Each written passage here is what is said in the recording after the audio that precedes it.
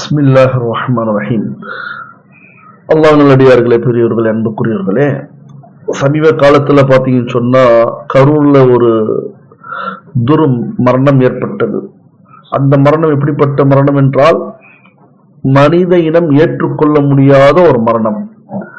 குறிப்பாக சிலர் சொல்கிறார்கள் 42, சிலர் சொல்கிறார்கள் 41, சிலர் சொல்கிறார்கள் 2 தாய் இறந்திருக்கிறாங்க, அவங்க ஹமலாக இருந்தார்கள்.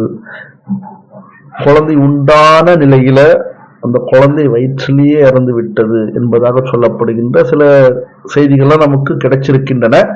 ஆக மொத்தத்தில் இந்த அதிர்ச்சியான ஒரு மரணங்கள், இதுல பெண்களும் இருக்கிறார்கள், ஆண்களும் இருக்கிறார்கள், கல்யாணம் ஆனவர்களும் இருக்கிறார்கள், திருமணம் ஆகாதவர்களும் இருக்கிறார்கள், குழந்தைகளும் இருக்கிறார்கள். குழந்தைகள்ல ஆண் குழந்தையும் இருக்கிறது, பெண் குழந்தையும் இருக்கிறது.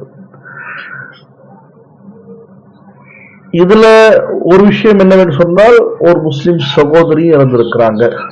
ஏன் இறந்தாங்க, எப்படி இறந்தாங்க, யாரால இறந்தாங்க, யார் காரணம், அதை பற்றியெல்லாம் சோசியல் மீடியா முழுக்க நமக்கு எல்லாருக்கும் தெரிந்த ஒரு விஷயம். அதை பற்றி நான் பேச வேண்டிய அவசியம் இல்லை என்பது என்னுடைய கருத்து. இறந்த செய்தி மட்டும் உண்மை.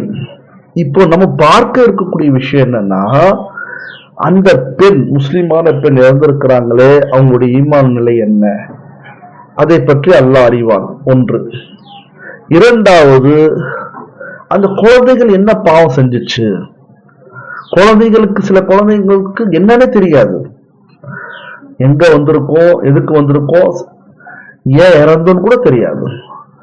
இப்போ இந்த மாதிரி குழந்தைகளுடைய திடீர் விபத்தின் காரணமாக ஒரு மரணம் ஏற்படுகிறது என்றால், அந்த குழந்தைகளுடைய ஆகிரத் என்ன, ஆகிரத்துடைய விடை என்ன என்பதற்கு குர்ஆன் ஹதீஸுடைய தீர்வு என்ன, அல்லாஹ்வுடைய ரசூலுடைய முடிவு என்ன என்று பார்க்கக்கூடிய விஷயத்தை தான் நாம் இங்கு சுருக்கமாக பார்க்க இருக்கின்றோம்.